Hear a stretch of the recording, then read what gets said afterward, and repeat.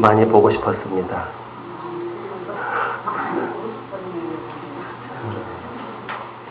여러분도 그렇죠? 네.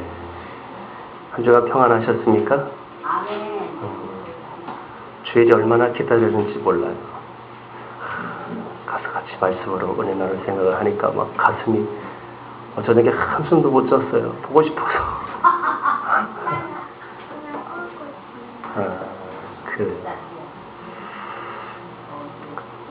우리가 계속해서 지금 로마서를 같이 살펴보고 있습니다. 지난주에 우리가 1장 17절 말씀에서 복음에는 하나님의 의가 나타난다 이렇게 말씀하였습니다. 하나님의 의, 그 단어만 들어도 얼마나 기분이 좋을지 몰라요. 그죠? 하나님의 의, 생각할수록 막 가슴 벅차오르는 그 하나님의 의. 근데 오늘 18절을 시작하면서 정반대의 개념을 이야기하죠. 그것은 바로 하나님의 진노에 대한 이야기입니다. 이 말씀에서 우리가 보는 것처럼 이 세상에는 딱 두 가지 영역밖에는 없어요. 하나님의 의가 머무는 쪽이 있고 하나님의 진노가 머무는 쪽이 있다는 것입니다. 그 둘 외에는 다른 것이 없어요. 한쪽은 하나님의 의가 임하는 곳이고 또 다른 한쪽은 하나님의 진노가 임하는 곳인데, 그러면 어느 쪽이 하나님의 의가 임하고 어느 쪽이 하나님의 진노가 나타날까? 우리가 그 사실을 모르지는 않을 거예요. 그렇죠? 믿음으로 사는 쪽과 여전히 죄악 가운데에 있는 쪽, 이 두 사이에서 우리가 선택의 길에 늘 놓여 있는 것입니다. 오늘날 교회에서 이 죄에 대한 메시지가 많이 사라져가고 있습니다. 그렇다고 해서 죄가 없어진 것은 아니죠. 오히려 더 많은 죄악이 들끓고 있어요. 그럼에도 불구하고 이렇게 죄에 대한 이야기를 하는 것을 싫어하고 꺼려해서 그런지 몰라도 이 죄에 대한 메시지를 안 하려고 그러는 것 같아요. 죄를 전혀 건드리지 않은 채 복음을 이야기한다는 것은 그건 불가능한 일입니다. 우리 그리스도인들, 하나님의 자녀인 저와 여러분들이 이 죄의 문제가 분명히 해결되어야만 복음에 대한 그 기쁨, 복음의 그 능력 안에서 우리가 힘있게 살아갈 수 있는 것입니다. 이 복음은 언제나 이 죄의 문제와 뗄 수 없는 그런 관계에 있기 때문에 오늘 이 아침에 저는 여러분과 함께 죄를 이기는 생활, 죄를 이기는 능력, 어떻게 우리가 죄의 문제를 해결하면서 믿음으로 살아갈 수 있을까에 대한 말씀으로 도전받고 싶은 것입니다. 오늘 18절에 보면 하나님의 진노가 누구에게 임한다고 되어 있습니까? 하나님의 진노가 불의로 진리를 막는 사람들에게 임한다고 말씀하고 있습니다. 왜 그들에게 진노가 임할까요? 그것은 18절에 있는 말씀처럼 모든 경건하지 않음과 불의 때문이라고 말씀합니다. 모든 경건하지 않음, 우리는 이것을 불경건이라고 이야기하죠. 불경건. 불경건은 종교적인 죄를 의미하죠. 여기서 또 불의, 이 불의는 도덕적인 죄를 의미합니다. 그러므로 종교적인 죄든 도덕적인 죄든 이 죄에 대해서 하나님의 진노가 임하는 것은 분명한 것이죠. 이 불경건에 대한 정의를 우리가 살펴보면 하나님을 향한 그릇된 태도, 하나님을 향한 잘못된 어떤 그 입장, 이걸 불경건이라고 하는 것입니다. 반면에 불의는 이제 사람을 향해서, 누군가 다른 사람을 향해서 인간관계 안에서 만들어지는 어떤 잘못된 것들, 이것이 다 불의겠죠. 성경을 살펴보면 성경의 모든 계명들이 다 이런 관계 안에 놓여 있습니다. 우리가 잘 아는 10계명도 그렇죠? 1계명부터 4계명까지는 하나님과의 관계를 이야기하는 계명입니다. 그 부분에서 우리가 온전해져야 됩니다. 또한 5계명에서 10계명까지는 사람과의 관계죠. 그렇죠? 부모를 공경하라, 살인하지 말라, 이웃에 대해서 여러 가지. 하나님 사랑하고 이웃 사랑하는 것, 이것이 모든 율법의 완성이다. 하나님 말씀의 그 핵심은 보면 하나님과의 관계가 회복이 되고 또 사람과의 관계가 회복이 되면 하나님의 형상이 회복된다. 그런 이야기입니다. 오늘 첫 번째, 하나님의 진노가 임하는 대상이 모든 경건하지 않음, 즉 불경건인데, 이 불경건에 대한 18절의 정의는 아까 우리가 본 것처럼 불의로 진리를 막고 있는 것, 이 자체가 바로 불경건인 것입니다. 진리를 막고 있다는 게 뭘까요? 불의로 진리를 막고 있는 그 자체, 여기에 대해서 하나님이 매우 심하게 진노하시는데, 진리를 막고 있다는 게 뭐냐? 우리 19절 같이 읽어볼까요? 19절 다 같이 읽어봅니다. 시작. 이는 하나님을 알만한 것이 그들 속에 보임이라. 하나님께서 이를 그들에게, 하나님을 알도록 하셨는데도 불구하고 이것을 무시하는 것, 이게 바로 진리를 막고 있는 거라고 표현하는 것입니다. 하나님을 알게 하셨는데 그 하나님을 아는 것을 못하도록 막는 거죠. 가리는 거죠. 진리가 뭡니까? 하나님을 아는 게 진리야. 하나님을 알아가는 것. 요한복음 17장에도요. 영생은 곧 유일하신 참 하나님과 그를 보내신 자, 그가 보내신 자 예수 그리스도를 아는 것. 하나님, 우리가 모든 사람이 구원을 받으며 진리를 아는데 이르기를 원하신다고 말씀하고 있습니다. 이것을 방해하는 것, 이것을 우리는 불경건이라고 하는 것입니다. 불경건. 오늘 로마서 1장 마지막 부분 19절부터 25절까지는 종교적인 죄악에 대해서 쭉 나열하고 있어요. 그리고 26절 이하 마지막 32절까지는 도덕적인 죄에 대한 이야기입니다. 그럼 구체적으로 어떤 죄악에 대해서 지금 말씀하고 있느냐? 특별히 21절에는 세 가지 죄를 이야기하고 있습니다. 우리 21절을 한번 같이 읽어볼까요? 다 같이 큰 소리로 시작. 감사하지도 않으며 오히려 그 생각이 허망하여지며 미련한 마음으로. 첫 번째는 하나님을 영화롭게도 하지 않은 죄, 하나님을 기쁘시게 하지도 않은 죄. 오늘 19절 20절을 보면 하나님의 신성이, 하나님의 거룩한 성품이 모든 만물과 사람들 심령 속에 다 하나님을 알만한 것을 다 심어두셨다는 것입니다. 이렇게 하나님을 알도록 해주셨는데도 불구하고 하나님을 영화롭게 하지 않은 것, 이것을 죄라고 하는 것입니다. 하나님 여기에 대해서 진노하십니다. 하나님을 영화롭게 하지 않는 것, 하나님을 즐거워하지 않는 것, 하나님을 기뻐하지 않는 것, 하나님을 높이지 않는 것, 하나님이 진노하시는 첫 번째 죄입니다. 또한 두 번째는 마땅히 감사해야 함에도 불구하고 감사하지 않으면 뭐다? 그것도 죄다. 우리가 감사하며 살도록 그렇게 하나님께서 다 마련해 주셨어요.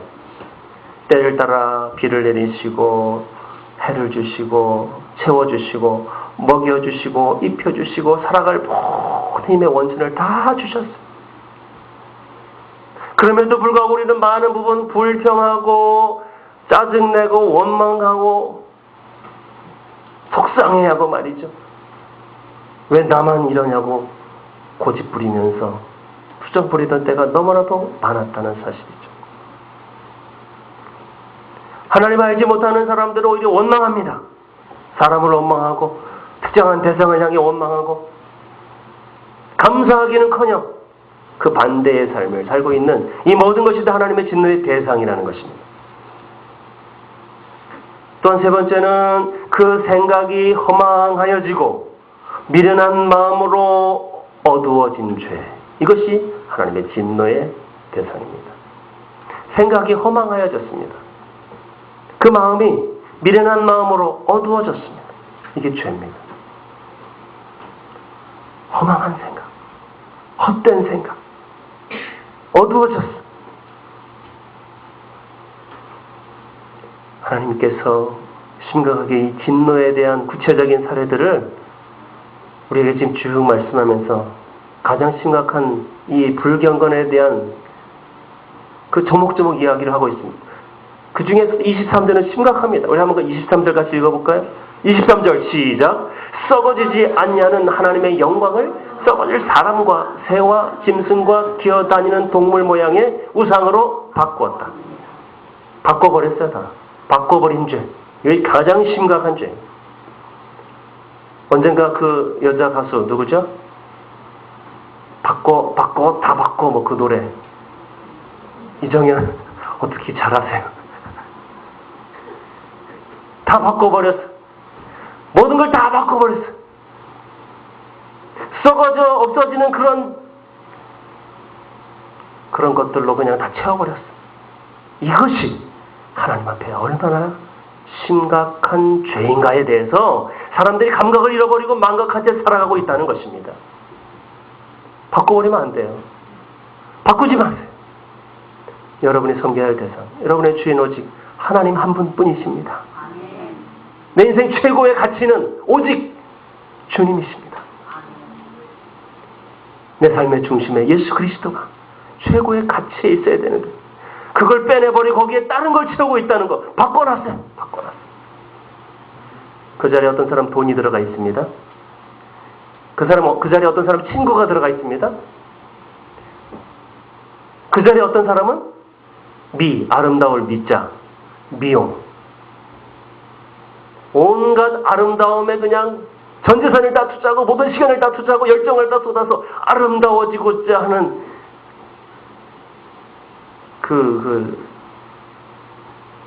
첫사람의 유혹도 아마 그런 거였을 거예요. 하나님께서 차지하셔야 할 그 자리에 다른 것들로 채워 넣기 시작하면 하나님이 싫어하시는, 하나님이 진노하시는 가장 심각한 불경건의 죄인 것입니다. 아멘이십니까? 아멘이십니까? 24절 말씀 한번 읽어볼까요? 자, 여기서부터 집중해야 돼. 24절 다 같이 시작. 그러므로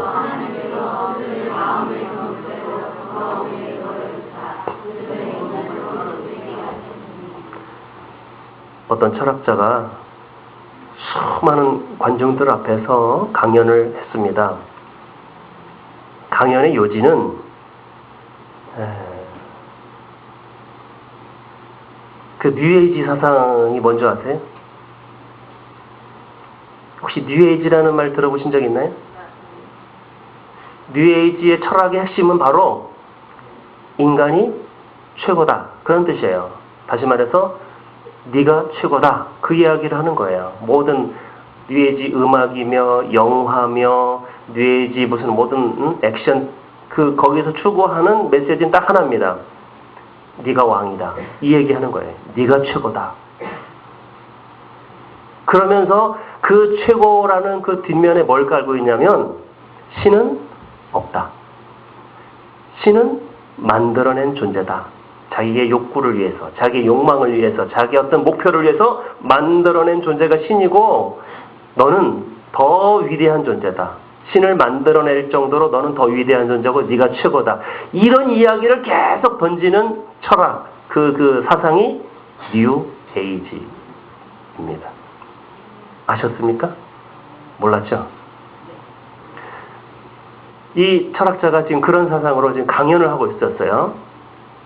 그러면서 강연이 막 중간에 막 열정, 이렇게 절정에 막 올라서 막 흥분돼가지고 막 청중들의 반응이 막 뜨거워지니까 이제 막 거의 최고 절정에 올랐을 때 이 사람이 시계를 탁, 손목 시계를 딱 풀어서 탁 놓았더니 제가 지금부터 신이 없다는 것을 여러분에게 증명해 보이겠습니다.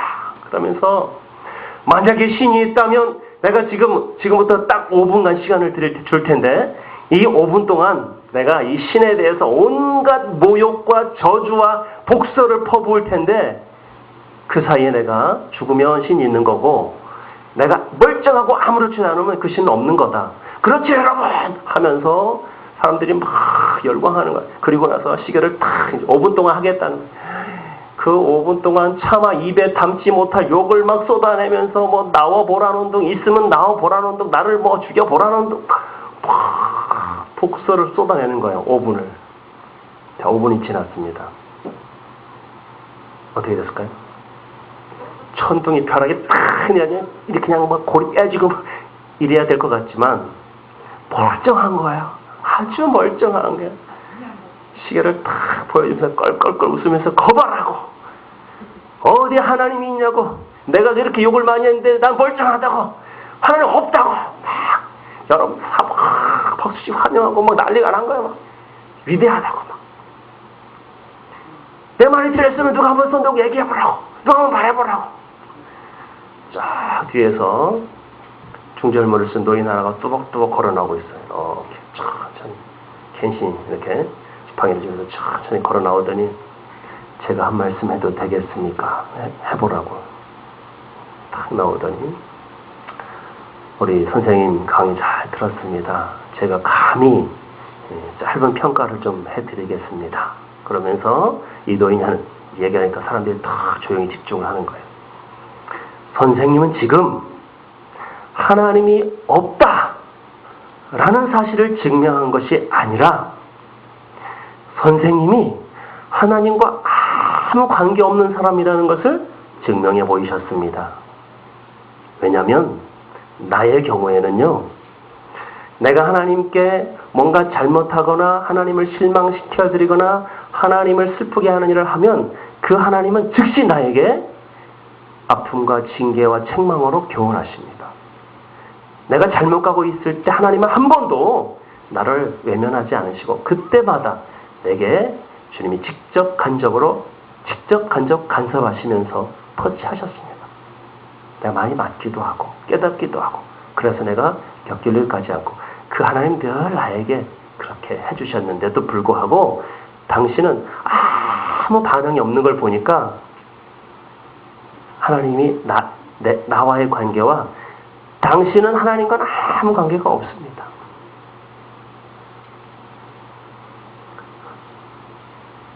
하나님이 당신을 그냥 내버려 두시는 것입니다.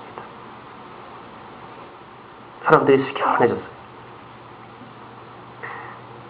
하나님이 얼마나 오랫동안 참고 계시는지 이것까지 다 참으시는 하나님이시라는 사실을 지금 또 증명했습니다. 하나님께서 이 모든 것에 대한 해답입니다. 그리고 내려갔어요. 여러분, 요즘에 길거리 가면요, 저는 제가 예전에 좀 의롭다고 생각을 해서 눈 뜨고 못 보는 장면들을 보면 가서 막 학생, 거 왜 담배 피고 그래? 그럼 안 되지. 그 이 밤에 그렇게 어울려 돌아다니면서 그렇게 나쁜 짓 하면 되겠어? 얼른 빨리 들어가! 그러고 많이 그랬지요. 요즘에는 못해요. 겁나서. 무서워서. 또 하나는 아무리 얘기해도 에휴, 네 집 자식이 이제 참 안 됐다. 그러고 그냥 마는 거야. 왜? 내 자식이 아니니까. 만약에 우리 아들이 어디 갔어? 우리 아들이 지금 그 자리에서 그 가운데 펴가지고 담배를 벅 피고 있다. 그럼 내가 지나가서 봤어요. 예, 그러면 안 돼. 그냥 들어가. 그런 거 하지 마. 그러고 가겠어요? 그거는 난리가 납니다. 난리가. 가만 안 둬요. 우리 딸이 직장에 들어가서 저 회식 자리가 술이나 퍼마시고서 막 코가 삐뚤어져 앉아있다. 예, 그러면 되겠니? 다음부터 그러지 마라. 그러겠어요? 난리가 나요. 그거 가만둘 수가 없는 거예요. 근데 생전 처음 보는 이쁜 아가씨가 그러고 있다. 에휴, 그냥 가요. 거기다 대고 무슨 손찌검을 해요. 책망을 해요. 똑같아요. 내버려 두고 있다. 뭔 얘기입니까? 나랑 별 상관없다 그런 얘기예요. 내버려 두는 인생은요 축복이 아니에요. 저주예요. 저주.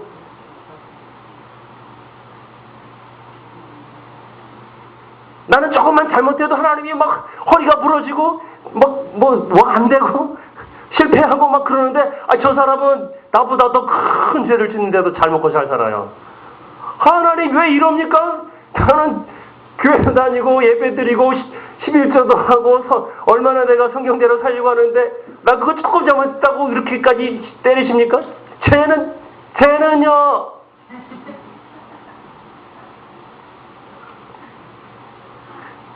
쟤는 남의 자식이다. 넌 내 아들이다. 내가 너 양자 삼았나? 내 아들인데 내가 어떻게 눈 뜨고 보냐 이놈아. 그게 내 사랑하는 증거다.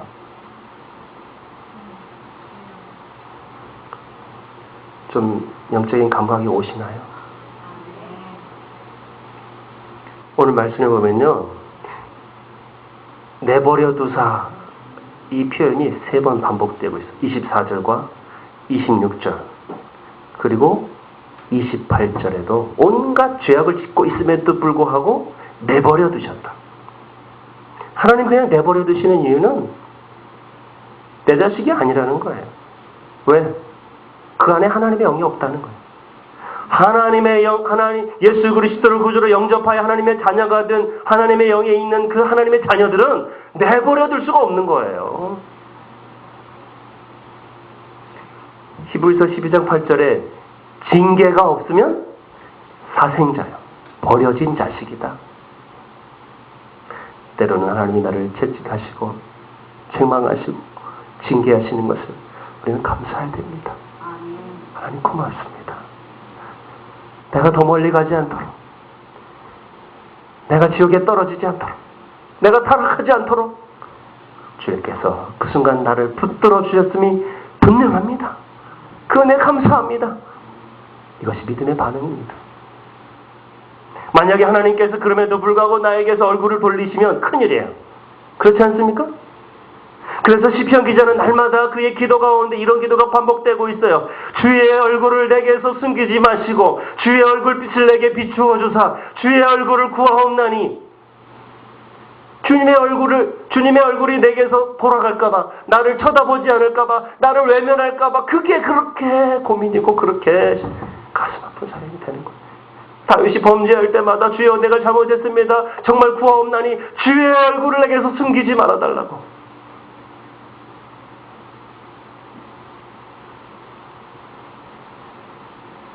하나님의 자녀가 내 이 모습을 하나님이 안 보고 하나님 저리 갔으면 좋겠어. 저리가 하나님 보지 마. 이렇게 살 수는 없는 거란 말이죠.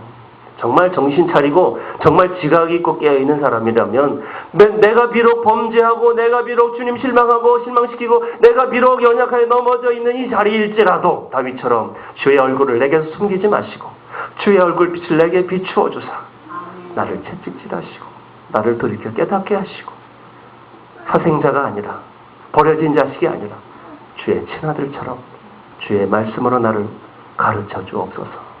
나를 훈계하옵소서. 이것이 정직한 기도입니다. 이것이 올바른 기도입니다. 어떤 때는요 자식이라도 그냥 내버려 둘 때가 있습니다. 그건요 더 이상 그 녀석에게 희망이 없다는 뜻이에요. 나 이제 너희 희망을 느끼지 못한다. 자식이라도 내버려 둘 때가 그때 한마디로 포기한 거예요.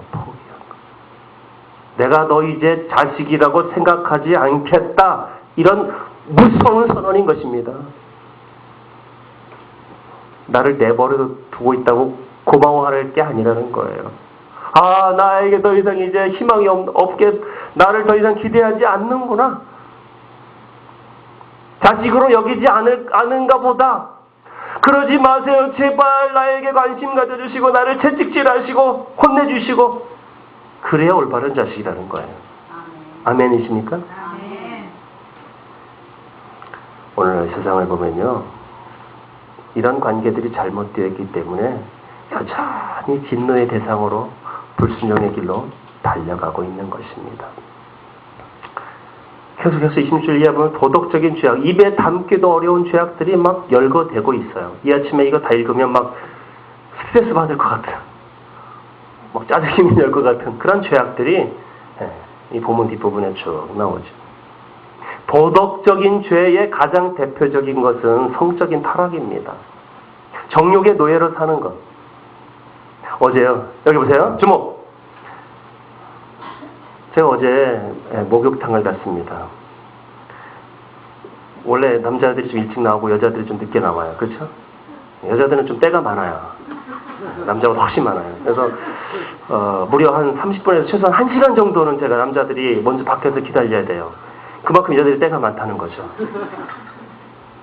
그 입구에서 이렇게 기다리고 있는데 나랑 이제 주영이랑 둘이 그 앞에 신문이 하나 있더라고요. 그 주간신문인데 일요신문. 신문이 그거밖에 없길래 뭐 신문을 보자고 신문을 딱 폈습니다. 그래서 주혁이 불러서 아들아 이리 와봐 이리 와봐. 빅뉴스가 있다. 빅뉴스.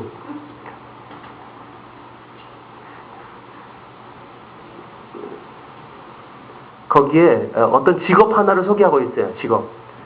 혹시 여러분 들어보셨나요? 픽업 아티스트? 오, 청년들은 알아요. 난 처음 들어봤어요. 픽업 아티스트. 이게 막 방송에도 나왔대요. 아, 내가 픽업 아티스트인데 뭐 이런 일을 한다. 제가 그 기사를 처음부터까지 쭉 읽으면서 깜짝 놀라버렸어요. 픽업 아티스트를 한글로 번역하면 연애 컨설턴트예요. 연애 컨설턴트. 그걸 실제로 운영하는 카페를 제가 봤어요. 픽업 아티스트. 이 사람이 뭐뭐 씨인데 실제 활동하고 있어요. 도대체 연애 컨설턴트가 뭐냐가 들어가 봤더니 이런 거예요. 여성을 유혹하는 기술을 전문적으로 가르치는 사람. 이걸 픽업 아티스트라 그러면 깜짝 놀랐어요. 과거에는 음지에서 이게 음탕하게 이렇게 활동했는데 요즘에는 이게 방송에 나와서 이게 내 직업이다 그러면서 학원을 개설해가지고 수강생을 모집하는데요. 한 번 교육받는데 5만 원입니다. 한 번, 1회 5만 원. 그 이제 실제 현장에서 이렇게 여성을 꼬시는 거다라고 한번 보여주고 이렇게 그 작업 기술을 알려주는 거. 1회 강습받는데 5만 원. 하루를 코칭 받는데 이 광고지. 거기 광고에 나와요. 24만 2천 원. 하루. 근데 사람들이 몰려온다는 거예요. 성공률이 꽤 높기 때문에. 한 달 좀 사람마다 개인차가 있기 때문에 어떤 사람은 길게 이렇게 코칭 받은 사람이 있는데 한 달을 코칭 받는 사람은 200만 원가량. 200만 원. 근데도 200만 원 주고 픽업 아티스트 와가지고 수강을 한다는 거예요. 아까 이 사람 사이트에 회원이 지금 1000명이 수강하고 있는 모습인데, 회원 1000명을 보유한 이 픽업 카페 게시판에 거기 그 데이트 후기, 글, 댓글, 인증샷, 이게 막 올라와 있는데요. 거기 쓰는 그들만의 은어가 있어요. 거기 오면, 뭐 이런 거 공개해도 괜찮을까 모르겠어요. 시험에 안 드시겠죠? 제가 막 떨려가지고. enclose라는 그런 이제 단어를 쓰면 그거는 내가 작업을 해서 전화번호를 따냈다. 그 다음에 K close는 해가지고 키스를 했다. 그 다음에 이제 얘기하는 F 그 등급에 내가 갔다. 그러면은 성관계까지 갔다. 그게 은어로 이제 나 F 뭐 했어요. 이제 그거를 그 사람들은 좀 말하기 권하니까 홈런이래요, 홈런. 신문에 나오는 대목이에요. 그래서 홈런 인증샷을 막 자랑하고, 카페에다가 말이죠. 사람들이 막 부럽다고 막 댓글 날리면서. 나는 픽업 아티스트가 무슨 뭐 예술가인지 알았어. 이게요, 이제는 무슨 종영 무슨 방송 있잖아요. 종편 이렇게 케이블 TV에 나와서 막 이렇게 광고도 하고 오라고 그러고 뭐 후계자들 모집한다고 그러고 말이죠. 지금 뭘 얘기하는 거예요? 이 세상이 이렇다는 거예요. 여러분이 살아가고 있는 이 현실 속에서 정신 차리지 않으면 하나님의 진노가요. 이 시대는 소돔과 고모라에 비하면 100만 배 이상의 더러운 세상입니다. 총님도 정신 차려야 돼요. 픽업 아티스트에게 찍힐 수 있다는 거예요. 26절, 27절 같이 읽어봅시다. 시작. 이 때문에 하나님께서 그들을 부끄러운 욕심에 내어버려 두셨으니 곧 그들의 여자들도 순리대로 쓸 것을 바꾸어 영리로 쓰며 그와 같이 남자들도 순리대로 여자 쓰기를 버리고 서로 향하여 음욕이 불리듯 하며 남자가 남자와 더불어 부끄러운 일을 행하여 그들의 그릇 때문에 상당한 보응을 성경 읽을 때마다 막 마음이 막 너무나 아픈 거예요. 요즘 연예인들 중에 소위 커밍아웃 하는 사람들을 본 적이 있습니다. 동성애를 이야기하는 거죠. 이거는요, 죄에 대한 자기 신앙 고백입니다. 다시 말해서 지금까지는 내가 몰래 숨어서 죄를 지었지만 이제 내가 공개적으로 죄를 짓겠다고 선언하는 거예요. 이걸 쉽게 말해서 용감한 타락이다, 이렇게 얘기해요. 성경은 분명히 동성애를 죄라고 이야기합니다. 죄가 맞습니다. 본능적으로 감정적으로 그런 얘기 하지 마세요. 사람은 누구나 다 본능적으로 죄 짓고 싶어요. 안 그래요? 그게 내가 하고 싶다고 그렇게 살면요, 우리 다 지금 여기 있을 수 없는 거예요. 그럼에도 불구하고 우리 하나님 앞에서 자기를 복종시키며 주의 보혈로 거룩하게, 그로 인해서 하나님의 은혜가 내게 차고 넘칠 때에 모든 죄악을 이기며 거룩한 성도로 살아가는 거지, 무슨 본능대로 탁월한 게 그렇고 아니에요. 제가 가진 자료를 보면요, 동성애 안에 있다가 이제 탈퇴한 사람들의 간증들이 나와요. 간증들. 자기도 처음에는 어쩔 수 없다고 생각했다는 거예요. 어쩔 수 없다. 그러나 그가 예수를 만나고 예수를 믿고 보니까 이게 심각한 죄라는 깨닫고 보혈을 의지하면서 기도했더니 순간 하나님의 은혜의 빛이 내게 들어올 때에 이게 뭐가 죄고 뭐가 어둠이고 뭐가 사탄의 장난인지가 확연히 드러나면서 막 혐오스러워지는 거예요. 자기 행위가. 눈물 콧물로 막 회개하면서 내가 왜 그랬을까? 그리고 다시는 그 근처에만 가도 막 냄새나고 막 비리고 막 역겹고 그렇게 즐거워했던 그 세계가 자기는 자기 힘으로 불가능하다고 생각했다는 거예요. 동성애는 분명히 죄악입니다. 커밍아웃 하면서 떳떳하게 죄를 지을 생각한다? 타락한 세상인 거예요. 고린도전서 6장에 보면요, 고린도전서 6장 18절에 음행을 피하라. 사람이 범하는 죄마다 몸 밖에 있거니와 음행하는 자는 자기 몸의 죄를 범하느니라. 특별히 이 음란의 죄 말이죠. 이것은 자기가 자기 몸을 더럽히는 죄라고 말씀하고 있습니다. 우리 고린도전서 6장 19절을 같이 한번 읽어볼까요? 다같이 시작. 너희 몸은 하나님 받은 바 너희 가운데 계신 성령의 전인 줄을 알지 못하느냐. 너희는 너희 자신의 것이 아니라 값으로 산 것이 되었으니 그런즉 너희 몸으로 하나님께 영광을 돌리라. 아멘. 몸으로 하나님께 영광을 돌려야 합니다. 아멘이시니까? 죄의 삭은 사망입니다. 죄가 있는 곳에는 항상 하나님의 진노가 있습니다. 인간의 모든 문제는 이 죄의 문제에서 시작되는 것입니다. 죄의 심각성을 깨달아야 할 것입니다. 이 죄의 심각성을 깨닫지 못하는 한 하나님의 진노는 여전히 그 사람에게 머물러 있는 것입니다. 저는 어릴 적 시골에서 자랐습니다. 우리 동네에는 유난히 개가 많았습니다. 그것도 엄청나게 큰 개가 많았어요. 이 개가 왜 이렇게 무서운지 몰라요. 제가 초등학교 한 1, 2학년쯤 됐을 때인가요? 개가 저보다 더 커요, 등치가. 아이고. 학교 갔다 가밥 먹고 집을 가려면 골목길을 지는데 꼭 우리 옆에 그 개가 그거 왜 이렇게 풀어놓고 기는지 몰라요. 돌아다니는 개가 항상 나를 긴장시킵니다. 집에도 못 가고 골목에서 그냥 제 개 갈 때까지 숨어 있는데 제가 딴 데 보고 있길래 슬금슬금 가다가 딱 눈이 마주친 거예요. 순간만 있는 힘을 다해 도망가는 거예요. 지금 제 집으로. 이야, 그 개가 얼마나 빠르겠어요.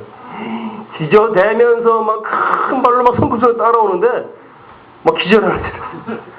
엄마 살려줘.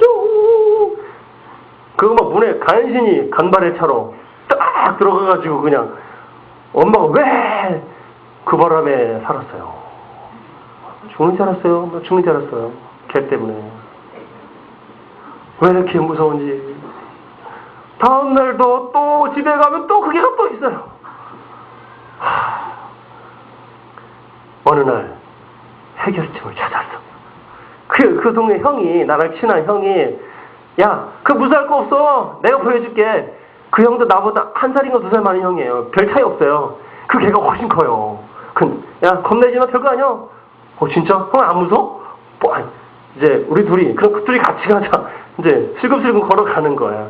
근데 걔가 이렇게 딱 폼을 잡더니 만만하잖아요.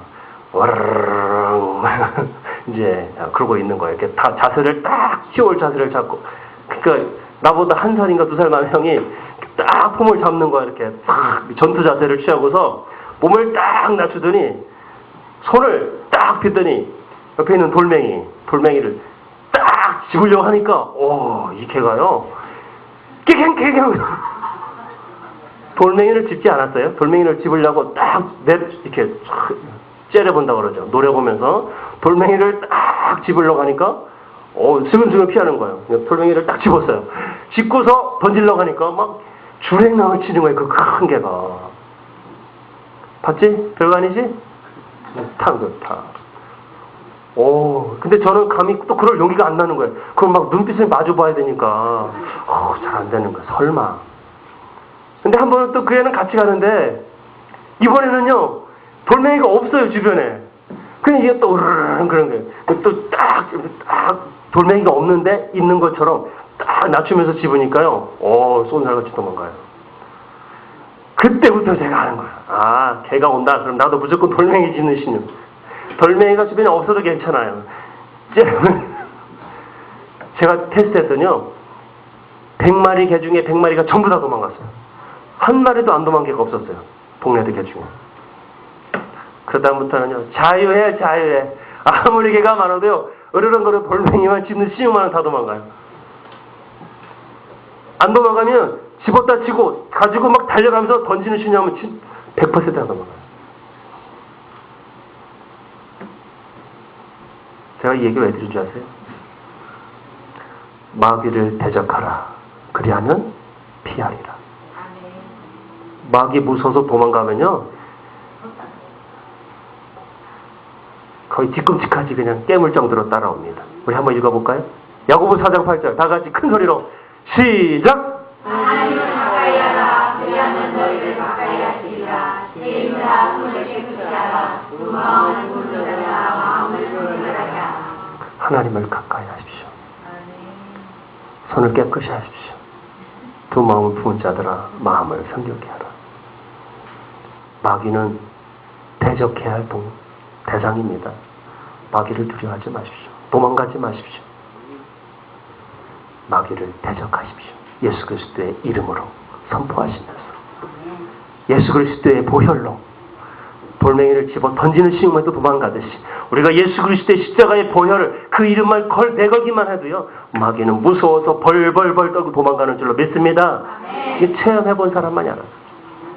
더러운 생각, 나쁜 마음 들어올 때마다 주 예수 이름을 명하노니 떠나갈지어다. 아멘. 선포하는 순간 머리가 맑아지고 아멘. 죄의 유혹이 순간 사라지고 평화로다. 하늘로부터 내리는 그 이루 말할 수 없는 평화가 몰려오는 것입니다. 그리고 하나님을 가까이 하십시오. 깨끗한 마음으로. 오늘 28절을 보면요, 마음에 하나님을 두기를 싫어하기 때문에 이게 문제예요. 마음에 하나님 두기를 싫어한다, 피해 다니고 도망 다닌다, 이걸 죄라 그랬죠. 싫어하는 죄, 이것이 모든 죄의 근원입니다. 하나님이 싫어, 그리고 떠나가, 도망가, 이게 바로 첫 번째, 여기서부터 시작된 거예요. 오늘 28절에 보면 여러분에게 큰 글자로 보이는 상실한 마음이 보이십니까?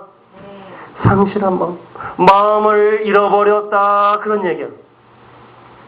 오늘날 살아가면 사람들이 마음을 잃어버리지 않은 사람이 많습니다. 마음을 지키지 못하고 마음을 뺏긴 채 상실한 마음으로 살아가는 사람, 죄입니다. 마음을 지키시기 바랍니다. 아멘. 뭐로 지키면 하는 것 중에 내 마음을 지키라. 생명의 근원이 이에서 남이라. 마음을 못 지키면 죽습니다. 그러니까 우리가 합당하지 못한 일을 하고 사는 이유는 마음을 잃어버려서 그래요. 절대로 마음 뺏기지 않기를 바랍니다. 아멘. 마음 뺏기지 마십시오. 아멘.